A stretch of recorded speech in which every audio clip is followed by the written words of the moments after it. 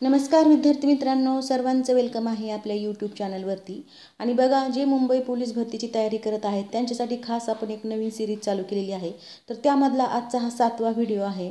तर बघा, आजच्या या व्हिडिओमध्ये आपण जनरल नॉलेजचे काही क्वेश्चन घेऊन आलेलो आहेत. तर पहिला क्वेश्चन आहे, डिप्रेस्ड क्लास मिशनची स्थापना कोणत्या समाजसुधारकाने केली? तर बघा, याचं करेक्ट आन्सर आहे फर्स्ट ऑप्शन, विठ्ठल रामजी शिंदे यांनी डिप्रेस्ड क्लास मिशनची स्थापना केलेली आहे. आणि कशासाठी केली होती? तर दलितांचा उद्धार हाच आमचा ध्यास असं उद्दिष्ट ठेवून किंवा असं ध्येय ठेवून त्यांनी या डिप्रेस्ड क्लास मिशनची स्थापना केलेली आहे. आणि ही स्थापना कधी केली होती? तर ती 1906मध्ये केली होती, 18 ऑक्टोबर 1906मध्ये. आणि हिचं कार्य सुरुवातीला मुंबई आणि पुणे येथून काम चालत होतं. तर बघा, अशा प्रकारे डिप्रेस्ड क्लास मिशन होती.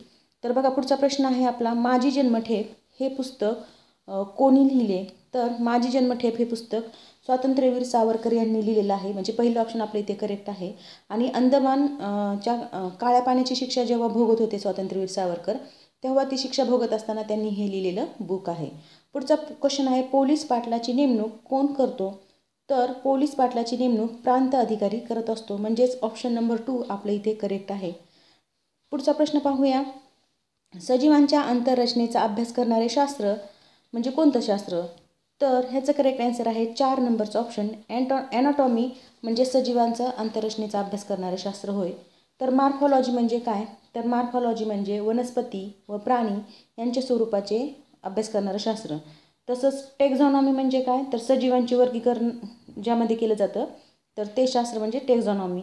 आणि इकॉलॉजी म्हणजे काय? पर्यावरणशास्त्र. तर अशा प्रकारे हे शब्द येतो. आणि ते कशाचा अभ्यास करणारे शास्त्र काय, ह्याच्यावर आपल्याला हमखास एक क्वेश्चन असतो. म्हणून हे चारीची चारी तुम्ही लक्षात ठेवायला हरकत नाही. तर बघा, पुढचा प्रश्न आहे, रेडियमचा शोध कोणी लावला? तर रेडियमचा शोध मेरी क्युरी यांनी लावलेला आहे. म्हणजे 4 नंबरचा पर्याय आपला इथे करेक्ट आहे.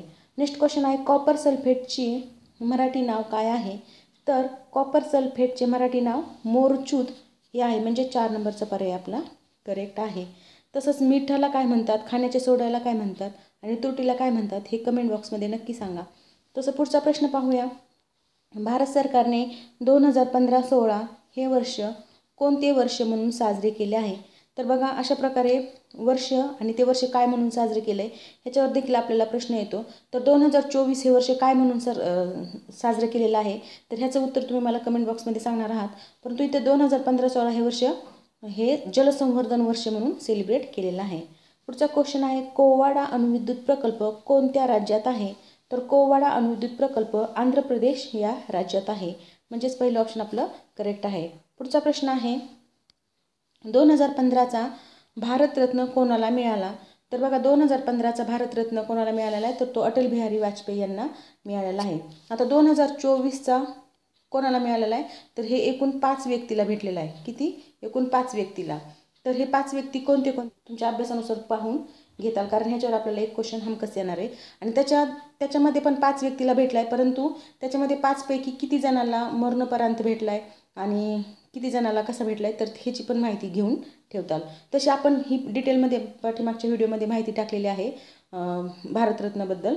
तर पाठीमागची व्हिडिओ तुम्ही पाहून घ्या. नंतरचा क्वेश्चन आहे, महाराष्ट्राचे मुख्यमंत्री कोण आहेत? तर इथे देवेंद्र फडणवीस याचं उत्तर आहे. तर बघा, पुढचा प्रश्न आहे, खालीलपैकी बलाचे एकक काय आहे? तर बलाचे एकक न्यूटन आहे. न्यूटनने बल लावले असे तुम्ही लक्षात ठेवू शकता. तर बलाचे एकक न्यूटन आहे. जूल, अर्ग, बॅट हे कशाचे एकक आहेत हे पण तुम्ही पाहून घेताल. आणि हे जूल, अर्ग ह्याच्याबद्दल पण डिटेलमध्ये माहिती आपण पाठीमागच्या व्हिडिओमध्ये पाहिली. ज्यांनी पाठीमागचे 87 व्हिडिओ लेक्चर पाहिलेले आहेत त्यांना तर ह्याचा खूप फायदा होणार आहे एक्झाममध्ये. त्यामुळे तुम्ही पाठीमागचे व्हिडिओ तर पहा. परंतु आता ही नवीन सिरीज चालू केलेली जी आहे आपण मुंबई पोलीस भरतीसाठी, तर ही देखील रोजच्या रोज पाहत चला. बघा, नेक्स्ट क्वेश्चन आहे, पाचगणी हे पर्यटन ठिकाण कोणत्या जिल्ह्यात आहे? तर पाचगणी हे पर्यटन ठिकाण सातारा जिल्ह्यात आहे. म्हणजे 2 नंबरचं ऑप्शन आपलं करेक्ट आहे. नेक्स्ट क्वेश्चन आहे, युनेस्कोचे मुख्यालय कोठे आहे? तर युनेस्कोचे मुख्यालय पॅरिसमध्ये आहे. म्हणजेच 2 नंबरचं उत्तर आपलं करेक्ट आहे. नेक्स्ट क्वेश्चन पाहूया, कुचिपुडी हे नृत्य प्रकार कोणत्या राज्यात आहे? तर कुचिपुडी हे नृत्य प्रकार कुठे आहे? आंध्र प्रदेशमध्ये आहे. म्हणजेच 2 नंबरचं उत्तर आपलं करेक्ट आहे. हे नृत्य प्रकार आणि त्यांचं राज्य याच्यामध्ये पण डिटेलमध्ये माहिती आपण पाठीमागच्या व्हिडिओमध्ये दिलेली आहे. म्हणजे बऱ्याच राज्याचे आपण तिथे कव्हर केलेले आहे. तर पुढचा प्रश्न पहा, सूर्यमालिकेतील सर्वात मोठा ग्रह कोणता? तर ह्याचं उत्तर आहे गुरु. गुरु हा सूर्यमालेतील सर्वात मोठा ग्रह आहे. मग सगळ्यात छोटा ग्रह कोणता? पृथ्वीच्या सगळ्यात जवळचा ग्रह कोणता? सूर्यापासून सगळ्यात जवळचा ग्रह कोणता? सगळ्यात तेजस्वी ग्रह कोणता? किंवा फास्ट फिरणारा ग्रह कोणता? हे असे सगळे प्रश्न तुम्ही लगेच कंडक्ट केले पाहिजेत आणि त्याची आजूबाजूची माहिती तुम्ही घेतली पाहिजे. त्याच्याशिवाय आपल्याला अभ्यास पूर्ण होणार नाही. कारण पाठीमागच्या क्वेश्चनवरून आपण नवीन नवीन क्वेश्चन फ्रेम करायला शिकतो आणि त्यानुसार अभ्यास जर केला तर आपल्याला एक्झाम क्रॅक करणं सोपं जातं.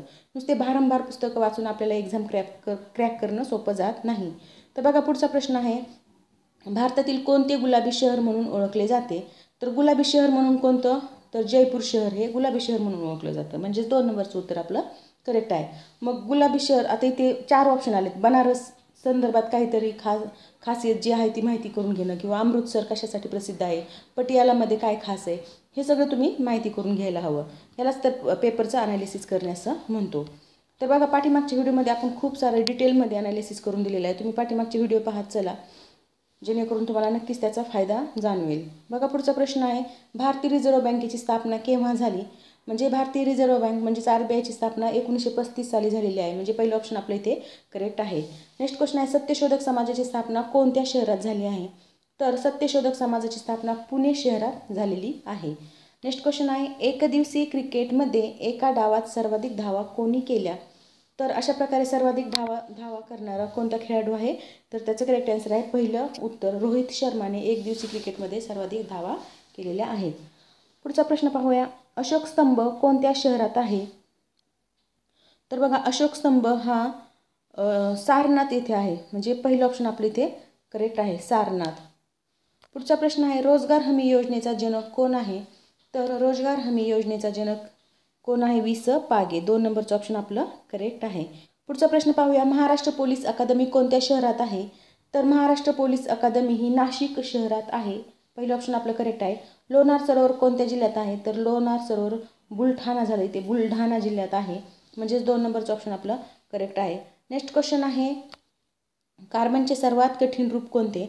तर कार्बनचे सर्वात कठीण रूप आहे हिरा. म्हणजे 4 नंबरचं ऑप्शन आपलं करेक्ट आहे. हिरा हा अगदी कठीण असतो आणि तो कार्बनचं अगदी स्ट्रॉंग रूप आहे बघा. नेक्स्ट क्वेश्चन आहे, महाराष्ट्राचे राज्यपाल कोण आहेत? तर बघा आता सध्याचे राज्यपाल कोण आहेत ते मला कमेंट बॉक्समध्ये सांगणार आहात तुम्ही. पुढचा प्रश्न पाहूया, भारतरत्न मिळवणारी पहिली महिला कोण? तर ह्याचं उत्तर देखील तुम्ही मला कमेंट बॉक्समध्ये सांगणार आहात. पुढचा प्रश्न पाहूया, भारताची पहिली महिला राष्ट्रपती कोण? तर भारताची पहिली महिला राष्ट्रपती आहे प्रतिभा पाटील. म्हणजे पहिलं ऑप्शन जे आहे ते आपले इथे करेक्ट आहे. नेक्स्ट क्वेश्चन आहे, राष्ट्रीय विज्ञान दिवस कोणता आहे? तर राष्ट्रीय विज्ञान दिवस हा 28 फेब्रुवारीला राष्ट्रीय विज्ञान दिन साजरा केला जातो. नेक्स्ट क्वेश्चन पाहूया, महाराष्ट्रात विधिमंडळाचे हिवाळी अधिवेशन कोठे भरते? तर महाराष्ट्रात विधिमंडळाचे हिवाळी अधिवेशन नागपूरला भरत असते. म्हणजे 1 नंबरचं उत्तर आपलं करेक्ट आहे. पुढचा प्रश्न आहे, आंतरराष्ट्रीय अहिंसा दिन कधी साजरा करण्यात येतो? तर आंतरराष्ट्रीय अहिंसा दिन हा 2 ऑक्टोबरला साजरा केला जातो.